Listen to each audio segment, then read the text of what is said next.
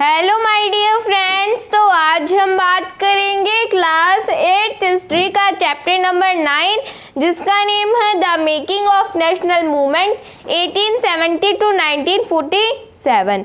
तो इसके अंदर आज हम बात करने वाले हैं द हैपनिंग ऑफ 1922 टू 1929।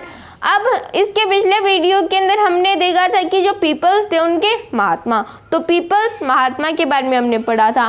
तो अब तक हम क्या पढ़ते आ रहे हैं, अब तक हम नॉन कोऑपरेशन मूवमेंट को ही पढ़ते आ रहे हैं कि नॉन कोऑपरेशन मूवमेंट कब स्टार्ट किया गया, क्या क्या हुआ, लोगों के महात्मा, पीपल्स इनिशिएटिव, लोग कैसे कैसे पार्टिसिपेट करते हैं।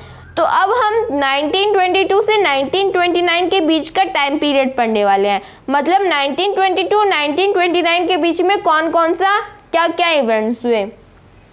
तो ये जो टाइम पीरियड था ये एक ट्रूस टाइम पीरियड था। ट्रूस टाइम पीरियड कैसे था, क्या था, तो वो सब कुछ हम हमारे इस वीडियो के अंदर पढ़ने वाले हैं। तो 1922 के अंदर क्या होता है, नॉन कोऑपरेशन मूवमेंट। जो नॉन कोऑपरेशन मूवमेंट चला आ रहा था turned out to be violent. अब ये जो नॉन कोऑपरेशन मूवमेंट चला आ रहा था ये बाद में वायलेंट हो गया। वायलेंट अचानक से वायलेंट हो गया। तो वायलेंट कैसे हो गया, वायलेंट कैसे हुआ वो तो अभी हम पढ़ लेंगे। लेकिन महात्मा गांधी जी जो थे वो वायलेंट के अगेंस्ट में थे। तो Mahatma Gandhi was against violent, वो वायलेंट के अगेंस्ट में थे। तो एक ये जो मूवमेंट था नॉन कोऑपरेशन मूवमेंट ये वायलेंट होता जा रहा था, लेकिन जो महात्मा गांधी थे वो इसके अगेंस्ट में थे, मतलब वो वायलेंस के बिल्कुल अगेंस्ट थे। He abruptly called off the non-cooperation movement। और बाद में जब वो वायलेंस, ये मूवमेंट वायलेंट होता जा रहा था, महात्मा गांधी जी वायलेंट के अगेंस्ट में थे, तो बाद में वो क्या करते हैं, ये जो नॉन कोऑपरेशन मूवमेंट होता है इसे कॉल ऑफ कर देते हैं। कॉल ऑफ कर देते हैं मतलब ये जो मूवमेंट चला आ रहा था इसे बंद कर देते हैं। बंद क्यों करते हैं, क्योंकि ये जो मूवमेंट था ये वायलेंट होता जा रहा था। कैसे वायलेंट हो रहा था तो वो अब हम जान लेते हैं। तो फरवरी 1922, फरवरी के अंदर 1922 फरवरी के अंदर क्या होता है, a crowd of peasant set fire to a police station. जो पुलिस स्टेशन होता है उसके अंदर बहुत सारे पीजेंट्स का एक ग्रुप जो होता है वो पुलिस स्टेशन के ऊपर आग लगा देता है।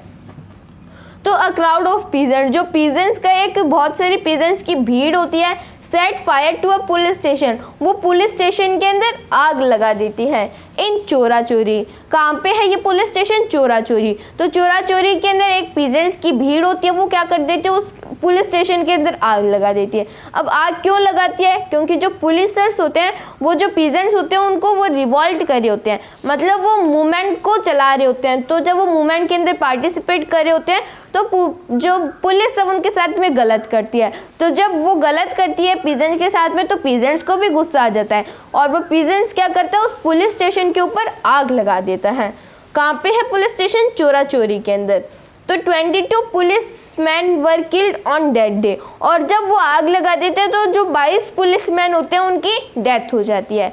तो जब 22 पुलिसमैन की डेथ हो जाती है, वो थे तो वो ब्रिटिशर्स के अंडर में तो काम कर रहे थे, लेकिन बाद में महात्मा गांधी को बुरा लगता है। महात्मा गांधी सोचते हैं कि यार इनको कितनी बार बताए कि नॉन वायलेंस से हम क्या करेंगे, रिवॉल्ट के अंदर पार्टिसिपेट करेंगे, नॉन वायलेंस से पार्टिसिपेट करेंगे, लेकिन फिर ये बार बार वायलेंट क्यों होते जा रहे हैं। अब महात्मा गांधी भी नॉन वायलेंस को क्यों अडॉप्ट करते हैं, क्योंकि अपार्ट फ्रॉम द टॉपिक हम उसे समझते हैं। महात्मा गांधी सोचते हैं कि अगर आज हमने वायलेंस के तरीके से अगर हमने इंडिपेंडेंस ले ली, चाहे से हमें इंडिपेंडेंस 10 साल बाद में मिले, लेकिन हमें अच्छे से वो इंडिपेंडेंस लेनी है, क्योंकि आज अगर हम एकदम नॉन वायलेंस तरीके से इंडिपेंडेंस लेंगे तो आगे जो देश है वो सही चलेगा। अब जैसे मान लो पहले क्या होता, अगर मान लो पहले लोगों ने वायलेंस से क्या करती है, इंडिपेंडेंस ले ली होती, तो अगर मान लो आज गवर्नमेंट कोई गलत काम करती है तो लोगों को तो ये लगेगा कि हमने पहले भी क्या किया था, ब्रिटिशर से वायलेंस से ही हमने इंडिपेंडेंस ले ली थी। तो अब भी हम क्या करेंगे, ब्रिटिश जो इंडिया की गवर्नमेंट है उसके अगेंस्ट में हम क्या करेंगे, वायलेंस से ये जो इंडियन गवर्नमेंट है उसे भी हटा देंगे। तो उन्होंने सोचा कि अगर आज हमने वायलेंस से क्या किया, इंडिपेंडेंस ले ली, तो आगे जाके क्या होगा, जब देश अच्छे से नहीं चलेगा तो जो लोग हैं वो वायलेंस को इस्तेमाल में करके जो यहाँ की गवर्नमेंट होगी इंडिया की उसे हटा देंगे। तो इसी कारण से महात्मा गांधी वायलेंट के बिल्कुल अगेंस्ट में थे। और जब उन्होंने ये चोरा चोरी वाला देखा, कि उन्होंने जब ये सुना कि पीपल्स ने क्या किया, जो चोरा चोरी के अंदर जो पुलिस स्टेशन था उसके अंदर बहुत क्या कर दी, फायर जला दी और 22 पुलिसमैन की डेथ हो गई। तो महात्मा गांधी ने क्या किया, ये जो मूवमेंट चला रहा था इसे कॉल ऑफ कर दिया। महात्मा गांधी को लगा कि क्या हुआ, ये ब्रिटिशर्स के अगेंस्ट में काम करते हैं, लेकिन है तो ये इंडियंस ही, ये भी किसी के भाई, किसी के बेटा, किसी के हस्बैंड, तो ये सब कुछ है तो इंडियंस ही, ये ब्रिटिशर्स के अंडर में काम कर रहे हैं। तो बाद में क्या होता है, 1922 के अंदर जो नॉन कोऑपरेशन मूवमेंट है उसे कॉल ऑफ कर दिया जाता है। फिर ड्यू टू वायलेंट इंसिडेंट, अब ये वायलेंट इंसिडेंट हुआ है, इसके कारण क्या होता है, Gandhi ji follower stress that the Congress must undertake constructive work in the rural areas. तो गांधी जी के जितने भी फॉलोअर्स होते हैं वो क्या बोलते हैं, वो बोलते हैं कि कांग्रेस को विलेजेस के अंदर जाना चाहिए और लोगों को ये ट्रेनिंग देनी चाहिए कि हमें वायलेंस को बिल्कुल भी अडॉप्ट नहीं करना है, फिर चाहे कुछ भी हो जाए हम इस बार नॉन वायलेंस तरीके से इंडिपेंडेंस को असर्ट करेंगे, ताकि आगे जो मूवमेंट हो वो अच्छे से चले और हमें इंडिपेंडेंस मिल जाए। तो महात्मा गांधी ने के फॉलोअर्स ने महात्मा गांधी से बोला कि आप कांग्रेस को भेजो रूरल एरिया के अंदर, ताकि वो क्या हो सके, सेल्फ डिपेंडेंट हो सके, वो खुद के ऊपर आत्मनिर्भर बन सके, इकोनॉमिकली भी और पॉलिटिकली भी। तो वो खुद के ऊपर आत्मनिर्भर बन सके और हम उन्हें ये भी सिखाएंगे कि अगर आगे हम कोई बड़े मूवमेंट को लॉन्च करें तो उसके अंदर हमें वायलेंस को बिल्कुल भी अडॉप्ट नहीं करना है, हम नॉन वायलेंस तरीके से ही आगे जो है अगले मूवमेंट के अंदर इंडिपेंडेंस को असर्ट करेंगे। अब वो नॉन वायलेंस क्या होता है, कैसे उस नॉन वायलेंस तरीके से इंडिपेंडेंस को लिया जाता है, तो वो सब कुछ जो कांग्रेस होगी वो उन पीपल को रूरल एरियाज के अंदर जाके सिखाएगी। तो पहला पॉइंट क्या है कि लोगों को, पहला पॉइंट तो ये है कि नॉन कोऑपरेशन मूवमेंट को कॉल ऑफ कर दिया गया। दूसरा पॉइंट, कांग्रेस को भेजा गया रूरल एरियाज के अंदर ताकि वो लोगों को बताए कि हमें कैसे सेल्फ डिपेंडेंट होना है और हमें कैसे रिवॉल्ट के आगे जो मूवमेंट होगा उसके अंदर हमें कैसे पार्टिसिपेट करना है।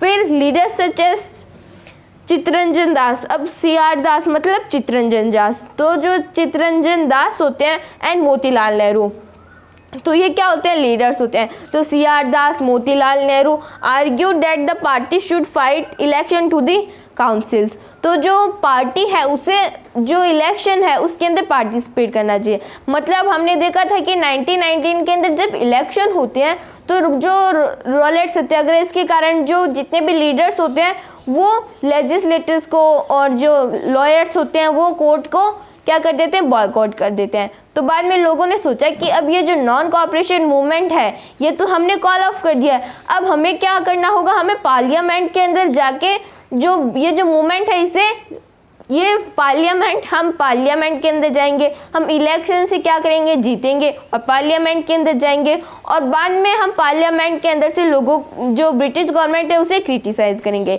तो चित्तरंजन दास और जो मोतीलाल नेहरू है ये क्या करते हैं, ये आर्ग्यूमेंट देते हैं और ये महात्मा गांधी को बताते हैं कि हमें क्या करना होगा, हमें पार्लियामेंट के अंदर जाना होगा, इलेक्शन के अंदर जीतना होगा और हम लॉज बनाएंगे जिससे हम ब्रिटिश गवर्नमेंट को क्रिटिसाइज करेंगे। तो ये सभी वर्क होते हैं। तो नॉन कोऑपरेशन मूवमेंट एक बार फिर से रिवाइज कर लेते हैं। नॉन कोऑपरेशन मूवमेंट को कॉल ऑफ किया जाता है, रूरल एरियाज़ के अंदर लोगों को सिखाया जाता है कि सेल्फ डिपेंडेंट कैसे हो सकते हैं और अगर नॉन वायलेंस तरीके से हम इंडिपेंडेंस को कैसे ले सकते हैं। और थर्ड पॉइंट क्या है कि जो मोतीलाल नेहरू ये सभी जो है ये क्या करते हैं, स्वराज पार्टी बनाते हैं। तो ये जो पार्टी होती है स्वराज पार्टी बनती है, ये इलेक्शन के अंदर पार्टिसिपेट करती है, फिर ये वहाँ पर जीत भी जाती है और अब क्या करेगी, पार्लियामेंट के अंदर जाके ब्रिटिश गवर्नमेंट को क्रिटिसाइज करेगी। तो ये 3 पॉइंट्स तो हमने पढ़ लिए, अब हम आगे बात करेंगे। तो अब हम थोड़ा बहुत और जान लेते हैं। तो आगे क्या है, सोशल वर्क, मतलब सामाजिक कार्य के लिए भी काम किया गया। तो सोशल वर्क मतलब इसके अंदर क्या है, help the Gandhian to extend their support base. अब गांधीयन मतलब गांधी जी के जो फॉलोवर्स थे, तो गांधी जी के फॉलोवर्स ने क्या किया कि जो अनटचेबल्स थे, पहले अनटचेबिलिटी का कंसेप्ट चलता था, जो छुआछूत वाली जो सिस्टम है वो चलता था। तो जो शूद्र होते थे उनको कोई टच नहीं करता था। तो पहले बार में गांधी जी और गांधी जी के फॉलोअर्स ने क्या सोचा, उन्होंने सोचा कि हमें जो नॉन कोऑपरेशन मूवमेंट है, नॉन कोऑपरेशन मूवमेंट नहीं तो आगे जो हम मूवमेंट को लॉन्च करेंगे, क्योंकि नॉन कोऑपरेशन मूवमेंट को तो कॉल ऑफ कर दिया था। तो गांधी जी के फॉलोअर्स ने और गांधी जी ने बोला कि आगे हम जो नया मूवमेंट को लॉन्च करेंगे तो उसके अंदर हमें जो अनटचेबल्स है उन्हें भी इंक्लूड करना होगा, ताकि जो सपोर्ट बेस है वो थोड़ा इंक्रीज हो जाए। तो जो अनटचेबल्स थे उनको पहले तो कोई उनसे बातें नहीं किया करता था, उनको ना तो कोई छूता था, लेकिन बाद में जब अनटचेबल्स ने सोचा कि ये जो लोग हैं ये हमें मिलाना चाहते हैं, मतलब ये हमें कोई मूवमेंट के अंदर जोड़ना चाहते हैं, तो क्यों ना हम इनके साथ में जुड़ जाएं। तो जो अनटचेबल्स थे वो भी उनके साथ में जुड़ गए। पहले तो अनटचेबल्स नहीं थे तो लोग जो थे वो थोड़े कम थे, लेकिन अनटचेबल्स के होने के बाद में, अनटचेबल्स के इंक्लूजन के बाद में जो सपोर्ट बेस है वो थोड़ा इंक्रीज हो गया। तो सोशल वर्क के लिए भी काम किया गया। फिर बाद में दो ऑर्गेनाइजेशन और बनी। पहली क्या है, द फॉर्मेशन ऑफ राष्ट्रीय स्वयंसेवक संघ, तो आरएसएस का जो है वो आरएसएस बनी, तो राष्ट्रीय स्वयंसेवक संघ जो है ये बनी। तो इन सभी का अपना अलग अलग जो है आइडिया था, मतलब कांग्रेस थी और कांग्रेस के बाद में जो आरएसएस है वो बन गई। आरएसएस क्या चाहती थी, आरएसएस ये चाहती थी कि हम एंशिएंट हिंदुइज्म से देश को आगे बढ़ाएंगे। पहले तो कांग्रेस थी तो वो कांग्रेस अपने आइडिया से देश को आगे चलाना चाहती थी, लेकिन आरएसएस जो है आरएसएस तो वो एंशिएंट हिंदुइज्म से देश को आगे बढ़ाना चाहती थी। फिर दूसरी पार्टी बनी the communist party of India, तो जो कम्युनिस्ट पार्टी बनी, मतलब ये जो कम्युनिस्ट पार्टी है ये बाद में आगे जाके बीजेपी बन जाती है। तो जो कम्युनिस्ट पार्टी थी ये अपने इंडिया को आगे अलग तरीके से चलाना चाहती थी। तो ये क्या चाहती थी, ये रशियन की तरह चाहती थी, मतलब रशिया के अंदर जैसे पीजेंट्स ने और फार्मर्स ने क्या किया, इन जो फार्मर्स ने राजा को हटा दिया था, तो वैसे ये कम्युनिस्ट पार्टी चाहती थी। ये चाहती थी कि वायलेंस भी चलेगा हमारे लिए। तो ये कम्युनिस्ट पार्टी बाद में आगे चल के बीजेपी बन जाती है।